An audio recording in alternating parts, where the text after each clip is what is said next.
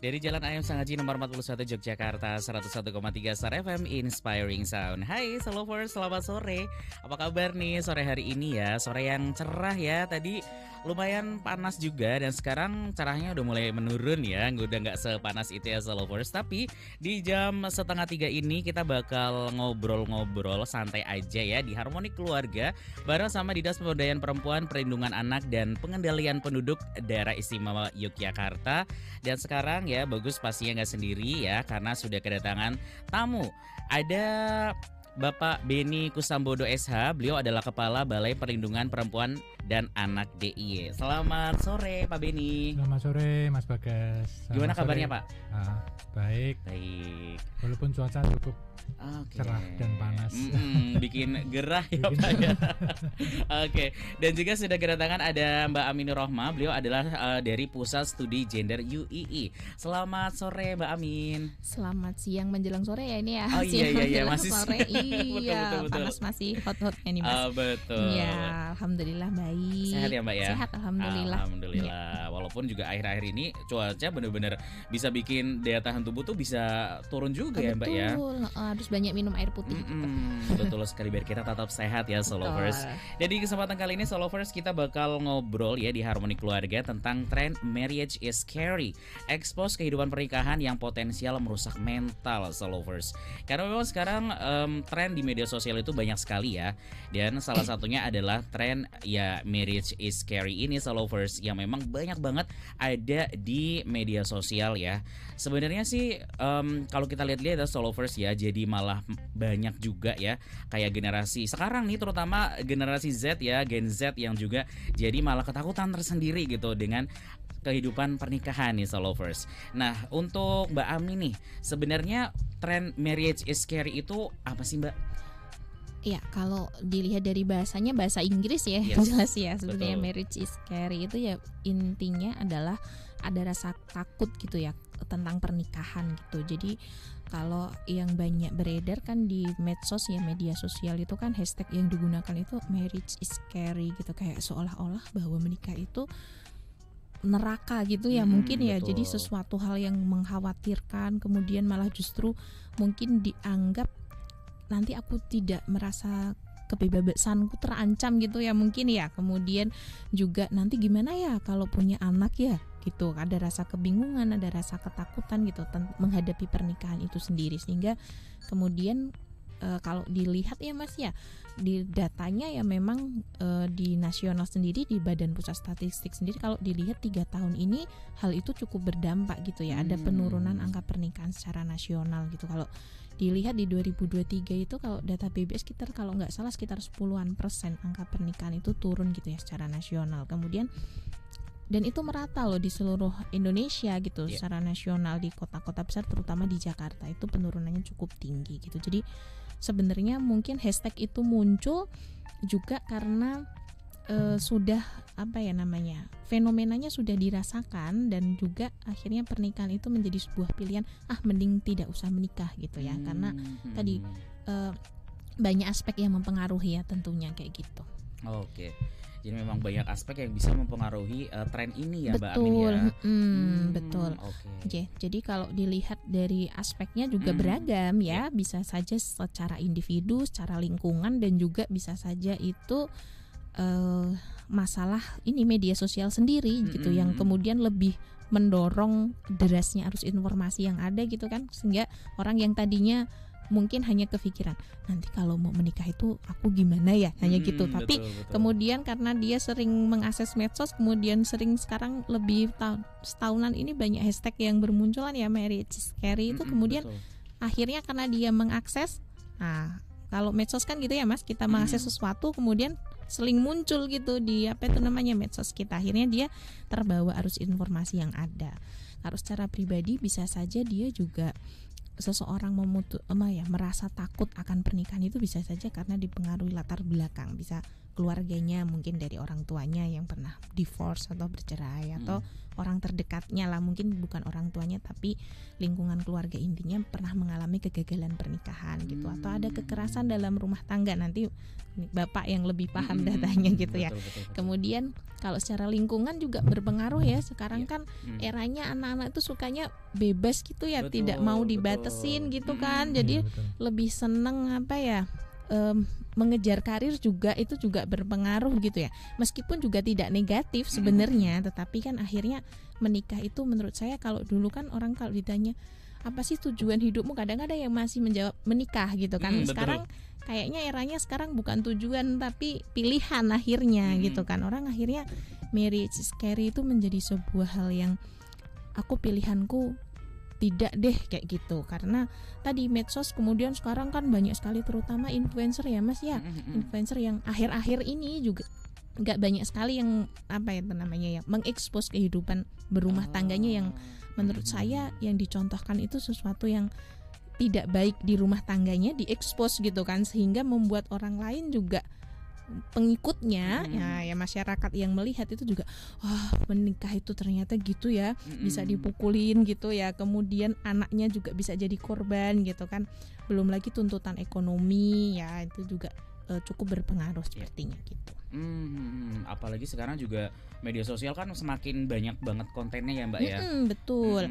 Dan vulgar juga kan kalau mengekspos kan. Jadi lebih ketakutan itu akhirnya lebih terasa gitu, bukan lagi sekedar kalimat ya yang dibaca gitu, tapi sudah vulgar. Ada kalau kita buka media sosial itu tadi ada videonya, bagaimana kemudian kehidupan rumah tangga itu tidak semenyenangkan yang dibayangkan gitu kan gitu. Jadi ya tadi marriage is scary itu menjadi sebuah yang sekarang ini kayak tadi menjadi sebuah yang kayak bukan budaya tapi kayak semacam menggiring gitu ya, menggiring opini, menggiring pilihan seseorang untuk kayaknya tidak menikah deh gitu, daripada aku contohnya ya jadi korban seperti dia gitu ya, atau kayak gitu. Itu yang kemudian menurut saya juga masyarakat harus pintar-pintar gitu untuk memilah informasi gitu ya, karena belum tentu juga gitu kalau menikah mengalami hal seperti itu gitu. Oke, memang betul sih, karena setiap orang juga pastinya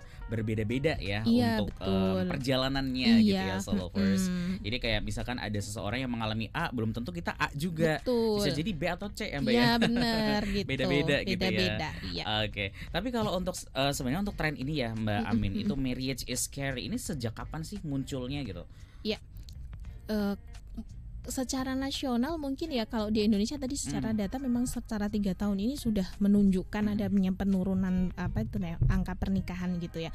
Tapi kalau secara global ya, terutama mungkin kita berkaca di Jepang gitu ya Mas, contohnya ya sudah beberapa saat yang lalu sih sebenarnya ya, udah beberapa dekade ini memang anak muda itu cenderungnya lebih mengejar karir gitu ya, meskipun mungkin bahasa yang digaungkan di Jepang bukan marriage is scary ya, tapi mereka lebih mementingkan bagaimana kestabilan ekonomi, bagaimana tadi aspek kebebasan gitu ya, kebebasan untuk mengejar pilihan hidup gitu, mungkin kaitannya dengan pendidikan, pekerjaan dan lain sebagainya gitu. Tapi kenapa kemudian di Indonesia menjadi trendingnya marriage is scary, ini menurut saya yang tadi pengaruh media sosial itu yang cukup deras ya, cukup akhir-akhir ini ya, terutama menurut saya setelah era-era sekarang banyak terutama kasus-kasus ya influencer yang cukup memicu dampak gitu ya, kaitannya dengan mengekspos kehidupan rumah tangganya yang kurang bagus di media sosial, itu cukup mempengaruhi pemikiran masyarakat yang ada di Indonesia saat ini sih menurut saya gitu ya. Oke, gitu. Jadi itu sangat berpengaruh untuk kayak konten-konten di media sosial juga ya Mbak ya. Iya benar gitu. Kalau secara pastinya ya beberapa fakta di global sudah menunjukkan itu gitu ya, karena ya tuntutan sekarang kan cukup tinggi ya Mas, tuntutan perekonomian, kemudian juga keteladanan itu juga kadang-kadang yang diekspos itu baik secara di media maupun banyaknya malah hal yang negatif kan. Bad news is a good news gitu kan. Itu kan juga cukup mempengaruhi gitu. Bener. Nah gitu sih, itu yang cukup mendorong gitu ya adanya tren ini gitu. Oke, dan ini memang kalau di media sosial kalau kita lihat ya Solovers itu memang banyak gitu ya, bahkan nggak cuma di satu media sosial aja, tapi di berbagai platform. Kalau bagus lihat nih kayak di TikTok, di Twitter bahkan ya, atau di Instagram itu juga muncul tren-tren ini ya Solovers. Tapi ya untuk Mbak Ami nih, kalau untuk tren ini ya marriage is scary itu dampaknya sekarang itu sangat terlihatkah atau seperti apa Mbak? Ya. Untuk di kehidupan anak muda sekarang terutama gitu iya kan. gitu ya gitu ya. Tadi secara data aja udah jelas Mas ya, penurunannya 10-an persen itu ya, dari bahkan tahun 2023 itu kalau nggak salah data PBS itu kurang dari 2 juta pasang loh yang menikah ya dibandingkan tahun sebelumnya. Itu kan berarti sudah apa itu namanya, apakah itu karena tadi tren marriage scary ya itu, ataukah memang juga tadi pengaruh bahwa menikah itu ada pendewasaan usia pernikahan itu juga cukup mempengaruhi juga ya sepertinya ya. Jadi bisa saja bukan karena marriage scary-nya, tetapi karena tadi ada upaya-upaya tadi kayak pendewasaan usia menikah. Jadi yang seharusnya mungkin di masa-masa kalau dulu orang usia berapa tahun ya, 16, 18, 17 itu kadang sudah milih menikah. Tapi kan sekarang kan usia pendewasaan dan juga mulai banyak sosialisasi bahwa menikah itu kita butuh persiapan loh ya, persiapan mental, persiapan religiusitas ya, kehidupan rohani, kemudian juga persiapan ekonomi, kemudian juga persiapan ilmu juga. Menurut saya menikah itu harus pakai ilmu gitu ya. Kalau orang menikah nggak pakai ilmu ya nanti tadi ujung-ujungnya ya pernikahannya gagal gitu. Makanya nanti ada data yang disajikan Bapak juga, mesti ada data yang disajikan bagaimana kehidupan pernikahan itu banyak yang gagal ataukah banyak yang berhasil. Contohnya banyak yang memilih untuk bercerai atau tidak itu kadang karena orang menikah tidak menggunakan persiapan yang baik gitu ya. Nah, menurut saya kalau pertanyaannya dampaknya apa? Secara angka tadi sudah akan dengan adanya tren ini bisa saja itu memperburuk kondisi gitu ya menurut saya. Yang kedua adalah dampaknya kepada anak remaja sekarang ya Mas ya. Marriage is scary ini menurut saya bisa saja ada 2 hal. Yang pertama, dia berpikir bahwa menikah itu ternyata menakutkan. Ada yang menanggapinya secara positif dalam artian berarti aku sebelum menikah aku harus mempersiapkan hal-hal yang baik gitu ya supaya nanti pernikahanku tidak tadi menakutkan. Itu kalau yang dia berpikirnya positif. Tapi kalau dia yang berpikirnya langsung ditelan mentah-mentah tuh segala informasi yang ada di media sosial maupun tadi lingkungan dan kehidupan pribadinya itu cukup mempengaruhi ya, dia bisa saja memang memutuskan untuk ya sudahlah aku mending tidak menikah gitu saja ya. Kemudian bisa saja dia sesukaku gitu, aku mengejar karir, aku punya hubungan dengan seseorang tapi tidak dalam ikatan rumah tangga. Nah ini yang bahaya kalau kayak gitu. Nah ini yang kemudian nanti dampaknya bisa berkepanjangan, seks bebas ya kan Mas. Nah kemudian dia berhubungan dengan orang lain tapi tidak ada ikatan pernikahan. Nah nanti dampaknya bisa lebih panjang lagi. Kalau nanti kemudian punya anak gimana? Kemudian hak sipil anaknya gitu kan. Nah ini yang tanggapan negatif ini yang kemudian perlu di manage, yang perlu dikelola, dan juga tadi trennya perlu kemudian ada upaya-upaya serius gitu ya supaya untuk ini tidak menjadi pilihan hidup yang mengarah ke hal yang negatif tadi. Menurut saya gitu. Iya, harusnya bisa dilihat secara positif juga ya Mbak ya. Betul.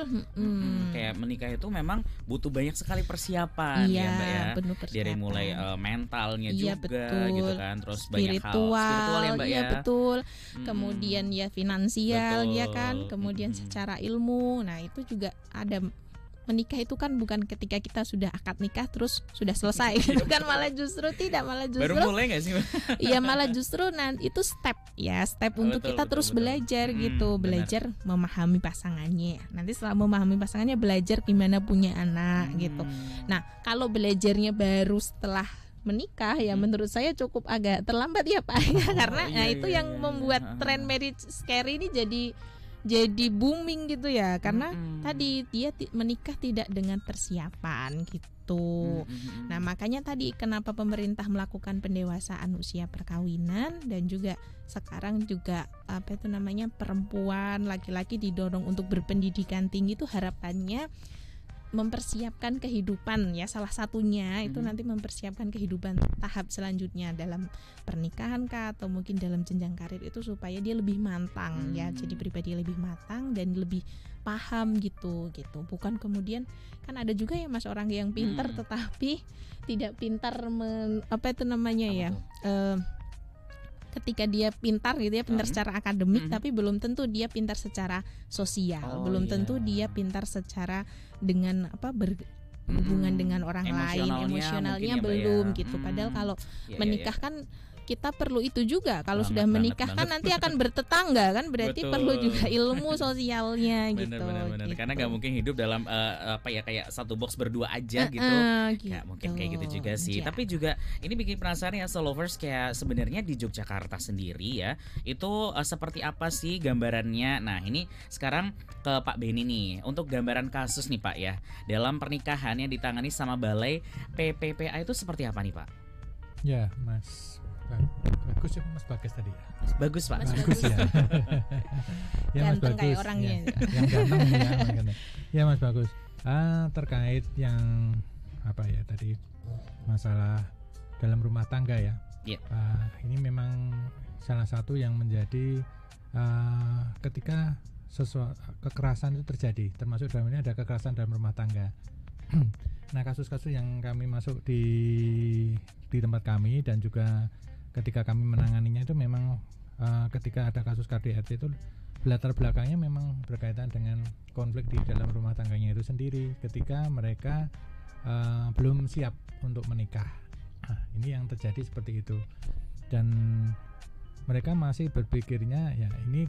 Kemudian contoh-contoh inilah yang kemudian ini ya mempengaruhi yang tadi marriage scary itu, ada ketakutan ketika kok banyak ya, ternyata di dalam pernikahan itu ternyata tidak seindah ketika mereka berpacaran. Nah itu bayangannya. Nah ketika mereka itu berpacaran, mereka bayangannya semua indah, tapi ketika sudah menapak ke kehidupan berumah tangga, nah itu dituntut adanya tanggung jawab dari masing-masing. Nah itu harusnya memang harus dipahami oleh masing-masing, dalam arti individu, dalam baik itu si laki-laki ataupun si perempuan.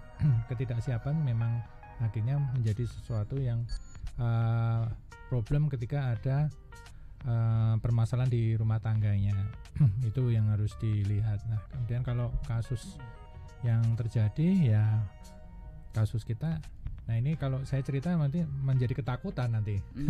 Mungkin bisa dijadikan pelajaran kali ya. Iya, cuma jadi begini, lebih ke arah bagaimana mengkondisikan ketika mereka berumah tangga itu harus dipersiapkan. Tapi bukan harus persiapkan sampai akhirnya sesuatu yang menakutkan. Ya, betul. Seperti itu. Tapi memahaminya dalam arti bahwa masing-masing memang nantinya ketika berumah tangga memang harus punya tanggung jawab. Karena anak itu sebenarnya ketika mereka mempunyai keturunan itu masing-masing harus tahu bahwa tanggung jawab dalam mendidik anak itu tidak hanya kepada yang perempuan saja, betul, tetapi juga perempuan dan laki-laki. Nah selama ini memang masih terbentuk anggapan ya bahwa ini tanggung jawab seorang ibu.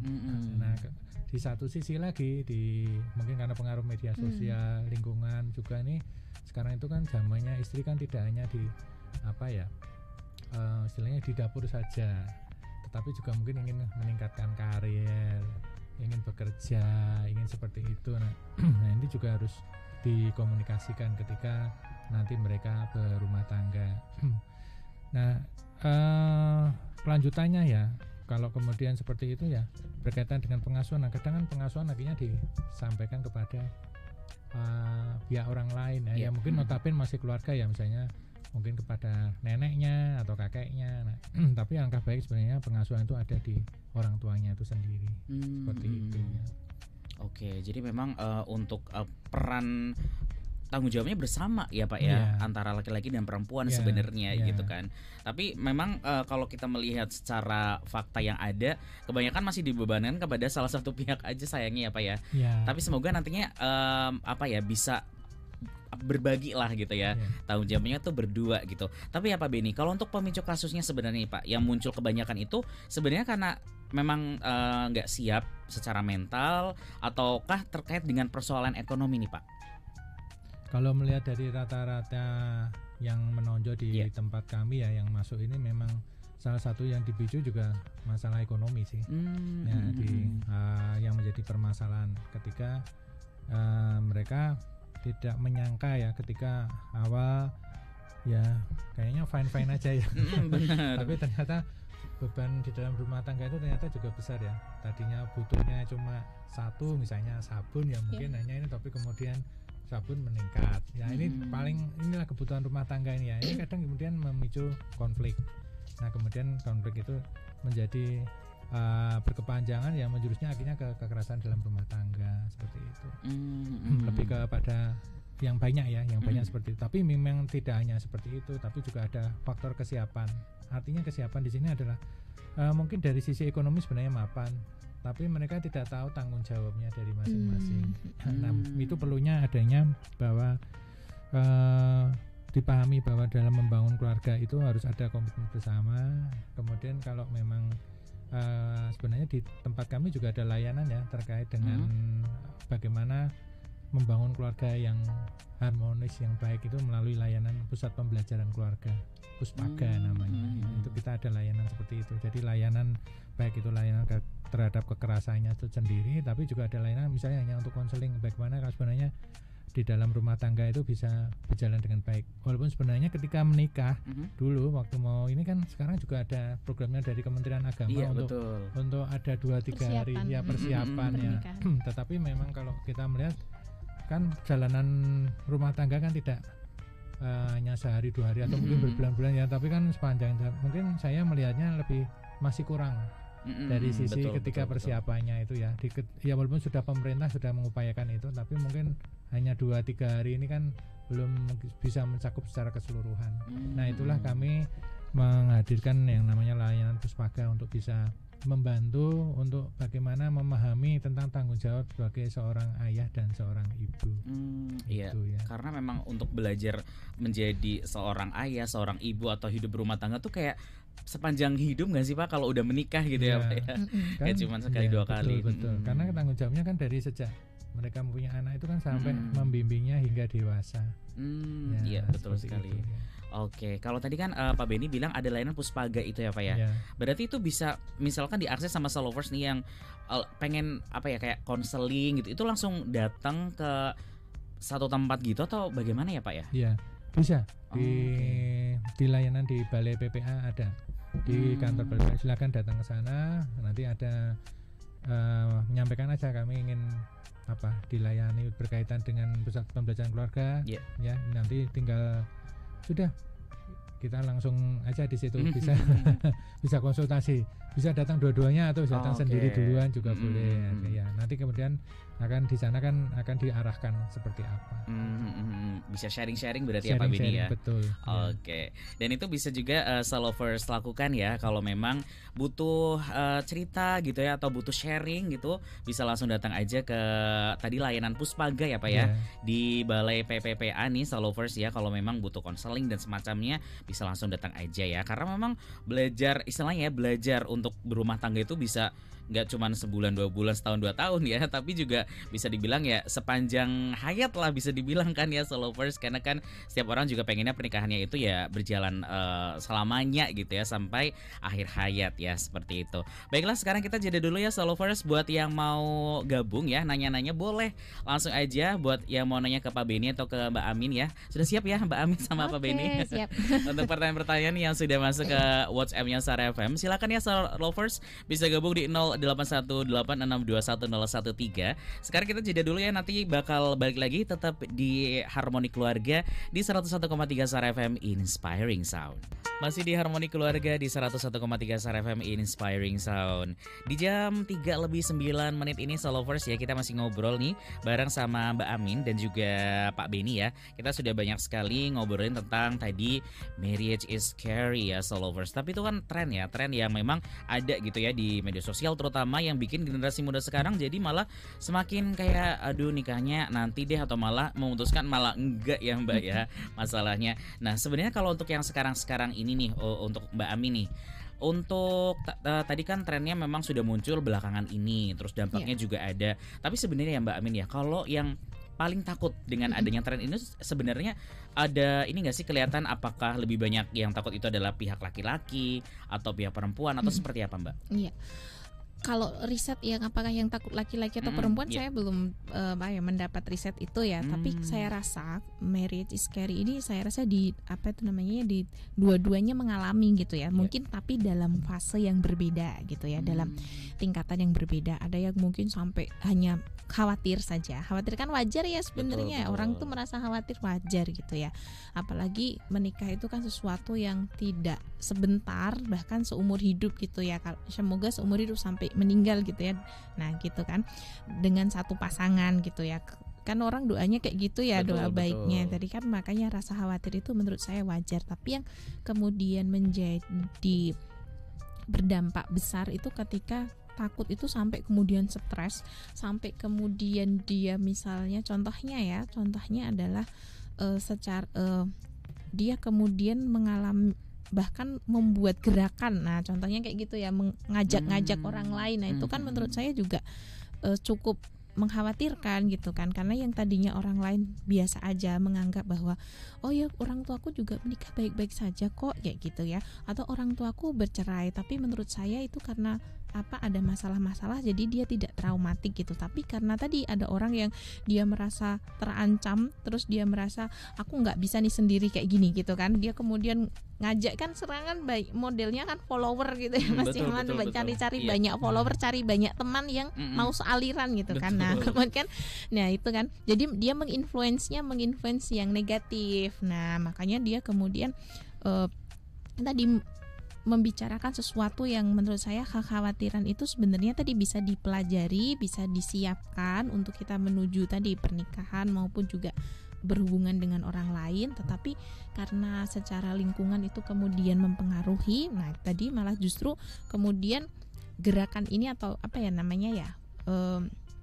tren ini semakin menjamur. Nah dampak yang paling besar adalah tadi kalau kemudian dia merasa selain dia juga mengalami stres gitu, tetapi kan orang itu mohon maaf ya kalau sudah dewasa itu kan memang ada kebutuhan, misalnya contohnya ada kebutuhan biologis, ada kebutuhan dia untuk berpasangan dengan orang lain. Tapi karena dia mending nggak usah menikah karena nanti tadi ada tanggung jawab, ada tuntutan. Kalau menikah itu kan mau tidak mau ada tanggung jawab, ada tuntutan. Mending kita menjalin hubungan yang modelnya kayak sekarang itu hubungan tetapi tidak diformalkan dalam ikatan formal pernikahan atau ikatan formal yang ketika mohon maaf ya contohnya kalau orang mau bercerai itu kan nanti ada tanggung jawab ya, ada kalau Islam ada nanti nafkah yang harus tetap dipenuhi kalau dia punya anak dan lain sebagainya. Nah dia nggak mau kayak gitu. Nah tetapi akhirnya dampaknya apa Mas ya, tadi hubungan seksual yang tidak terikat. Nah itu kalau dia nanti punya anaknya biasanya kemudian tidak punya hak sipil, tidak ada yang bertanggung jawab atas kehidupan anaknya. Kemungkinan dia untuk mengalami kekerasan si anak ini juga besar gitu ya.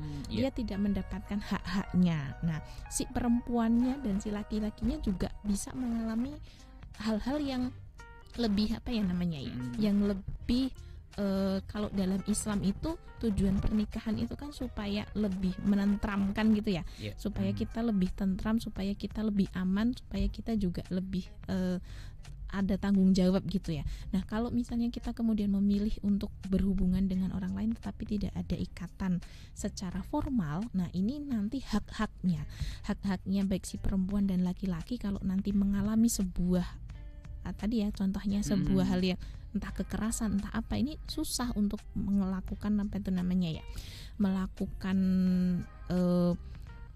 kira-kira penyelesaiannya juga akan cukup susah gitu ya, dan dampaknya juga besar. Dan kalau kita lihat dampaknya itu secara pribadi, nanti dampaknya secara negara juga lumayan juga. Nah, bagaimana kalau kita lost generation? Ya, kan kalau orang memilih untuk tidak menikah kan berarti kemungkinan untuk adanya generasi penerus selanjutnya kan juga kecil ya kan. Betul. Makanya kalau tadi berkaca di Jepang itu sampai orang mau punya anak aja dikasih hadiah gitu ya, orang mau menikah dikasih hadiah karena saking sebegitunya orang memilih untuk tidak berumah tangga. Bahkan sekarang trennya kalau di luar negeri lebih senang memelihara hewan peliharaan dibandingkan punya anak, Pak. Padahal biaya, karena menurut mereka ribet gitu loh, meskipun sama-sama mengeluarkan biaya yang tinggi gitu kan, ya tetapi tanggung jawabnya tadi tuh loh Mas, mereka nggak mau tanggung jawab yang berat itu. Nah, jadi yang menurut saya kekhawatiran itu wajar, tetapi kita berkaca lagi bahwa kalau kita memilih untuk tidak menikah, maka apa yang menjadi tujuan hidup kita? Nah, kan ada, memang kalau di Islam itu menikah itu kan sunnah ya Mas ya. Tetapi kalau misalnya dia itu sudah apa namanya ya, secara finansial sudah mampu dan dia sudah menunjukkan apa ya, sudah dewasa usianya, sudah usia yang memang secara undang-undang itu sudah diperkenankan untuk menikah gitu ya, secara organ reproduksi dan lain sebagainya mampu, dan itu maka menjadi sebuah keutamaan gitu ya, karena tujuan pernikahan itu kan mencapai ibadah yang utama gitu. Nah, tapi kalau dia memang orang itu punya tujuan, misalnya dia sedang bersekolah gitu ya, mencari ilmu, nah maka menikah tidak masalah untuk ditunda dulu gitu ya, karena memang dia sedang melakukan sebuah sesuatu tadi ya, dia mencari ilmu atau melakukan sesuatu yang dalam rangka memantapkan dirinya gitu ya. Makanya tadi sebelum menikah ya persiapannya banyak ya rohaniah ya, kaitannya dengan agama, finansial. Nah, orang bersekolah, orang bekerja kan kesiapan finansialnya supaya lebih matang.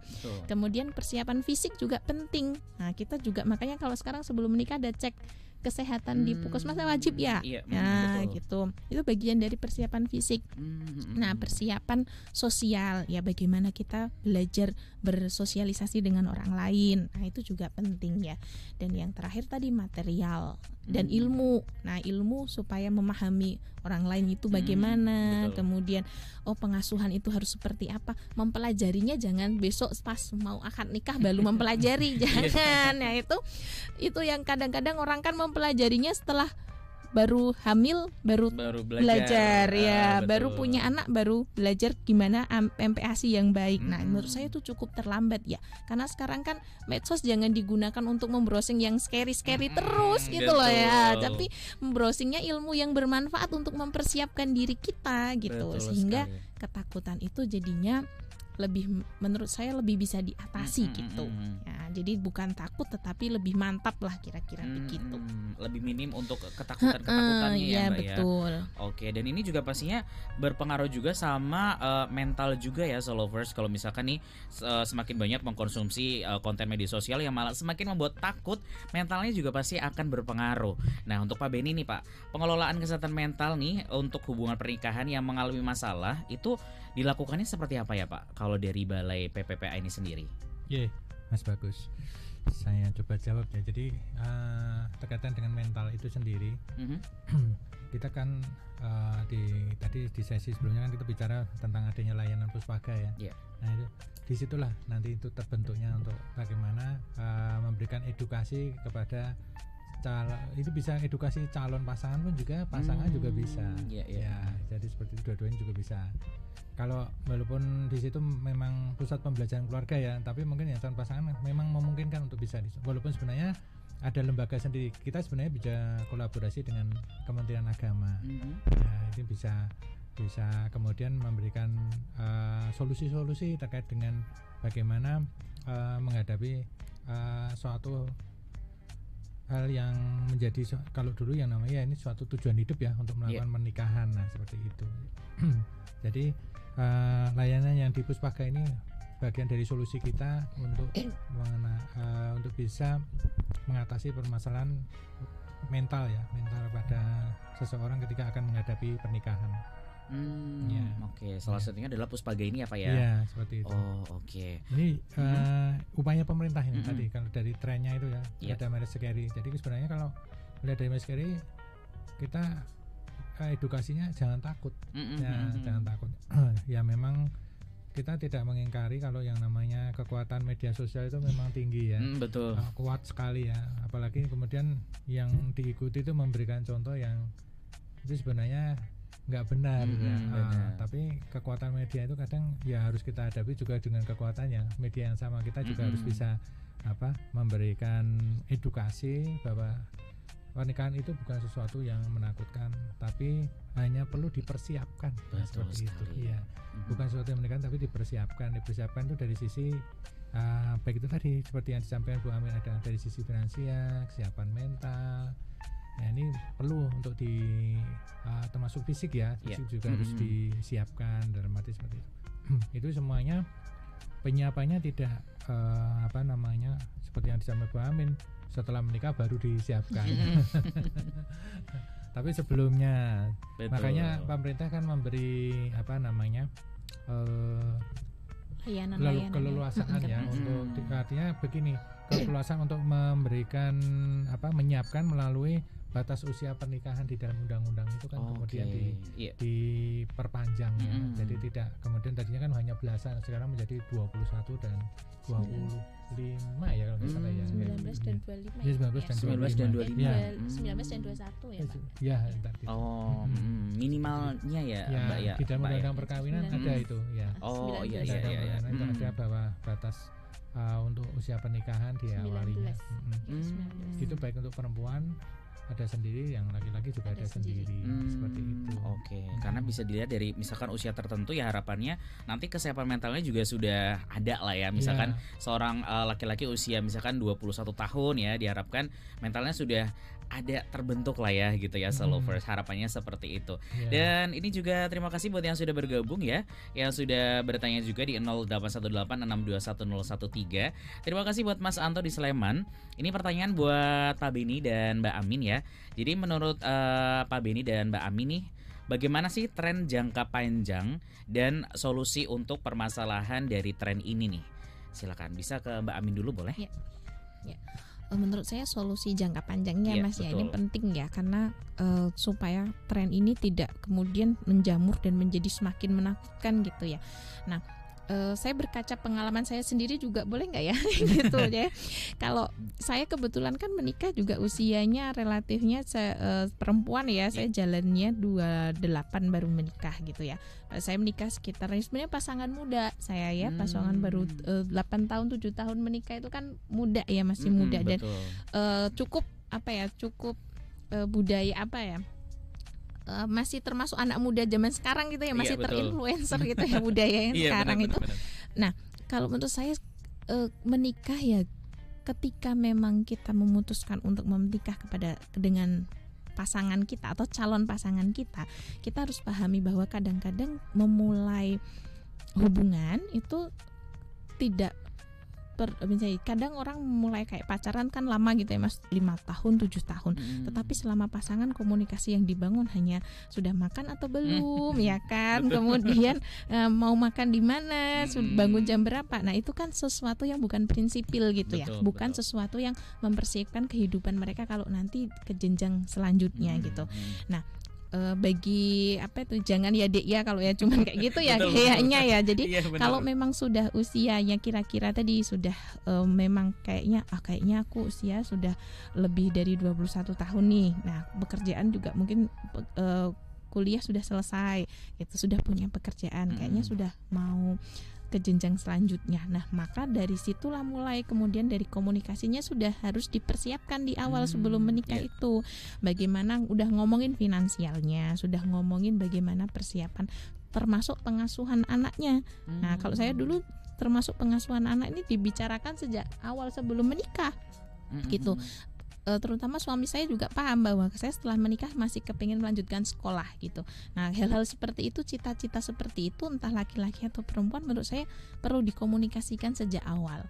Nah, sehingga kita tahu tanggapannya positif apa negatif ya. Nah, kalau ternyata tanggapannya kayak abu-abu, nah kan berarti perlu ada komunikasi lanjutan supaya nanti ketika sudah menikah, nah masih pada mengejar passionnya sendiri-sendiri, ini tidak jadi masalah tadi itu Mas. Nah, secara finansial dan lain sebagainya.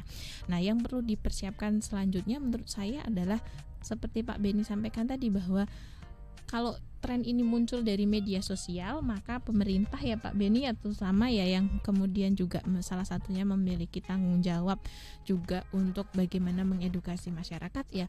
Kalau banyaknya di media sosial kan memberikan influencernya kan lebih kepada tadi kekerasan di rumah tangga, kemudian memilih untuk bercerai ya, figur influencer yang digaungkan kan itu. Nah, maka harus ada informasi tandingan. Nah, menurut BKKBN ya, kalau selama ini yang banyak diurusi pengendalian penduduk 2 anak cukup. Nah, sekarang juga harus ditambah menurut saya harus dikuatkan.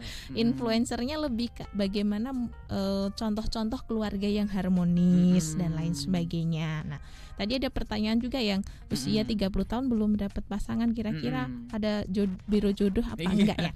Nah, menurut saya yang dipersiapkan bukan masalah cari biro jodohnya juga gitu, tetapi tadi kita secara pribadi juga perlu mempersiapkan diri secara agama, secara finansial dan lain sebagainya. Kalau saya dulu Mas banyaknya berbicara ke orang-orang yang usianya lebih tua dari saya, yang kira-kira dia secara berkeluarganya itu bagus gitu loh. Pasangannya itu dengan pasangannya harmonis. Nah, pengalaman orang lain itu kan bisa jadi bekal yang bagus buat kita kan. Nah, saya lebih banyak tanya gitu, kira-kira gimana ya Bu kalau kayak gitu. Jadi tanyanya jangan yang ke keluarga yang bermasalah ya. Kalau kayak begitu ya nanti mesti yang akan dapet cerita negatif. Nah, tapi tanyanya ke pasangan yang kira-kira sampai usia sudah sekian puluh tahun, sudah kakek-kakek nenek-nenek masih harmonis ya, anak-anaknya sukses, kemudian dia secara kehidupan sosial juga bagus, finansial bagus. Tanya ke mereka itu bagaimana solusinya membangun rumah tangga, apa aja yang perlu dipersiapkan. Mesti banyak ilmunya. Betul sekali. Gitu. Kalau saya dulu cara mengcounter isu-isu yang beredar tentang ketakutan berumah tangga itu dengan bertanya ke orang di sekitar saya yang kira-kira bisa saya jadikan tauladan gitu. Nah, kemudian dapat insight lah ya, kira-kira begitu. Syukur-syukur tanyanya bareng dengan calonnya Mas. Berdua, jadi ya? Berdua. Jadi kan insightnya masuknya 2 gitu. Nah, iya kan Pak. Jadi nasihat jangan hanya pas kemudian pas mau menikah terus syarat itu Pak, syarat mengajukan ke KUA itu kan harus nasihat pernikahan. Jangan hanya itu. Kalau cuman itu kan hanya berapa menit ya, sejam kayaknya kalau nggak salah ya Mbak ya. Nah, dan itu kan kurang ya menurut saya. Jadi persiapannya ya memang harus lebih gitu. Sama pengasuhan anak itu menurut saya harus dibicarakan sejak awal sebelum pernikahan. Ya, jadi meskipun mohon maaf ya, kadang-kadang kan orang sudah menikah puluhan tahun tapi belum dikaruniai momongan. Nah, itu kasuistik, tapi kan kita harapannya menikah itu kan menjaga tujuannya, manfaatnya menjaga kesucian, meneruskan keturunan ya kan. Nah, itu harus dibicarakan sejak awal gitu. Mau punya berapa anak, kemudian nanti gimana pengasuhannya, bagaimana. Kalau saya sejak awal Mas, nah gitu sejak awal sebelum menikah sudah membicarakan itu. Sudah dibahas dari awal ya Mbak ya. Benar. Biar siap gitu pastinya ya. Ini juga tadi terkait dengan tadi sempat dibahas sama Mbak Amin ya tentang mencari jodoh gitu ya. Ini pertanyaan dari Ibu Murtina ya. Jadi karena Bu Murtina punya teman yang memang ini perempuan ya, usianya udah 30-an gitu ya, tapi sampai sekarang untuk jodohnya masih belum kelihatan gitu. Nah, kalau mungkin dari Balai PPPA nih Pak Beni, apakah ada kayak semacam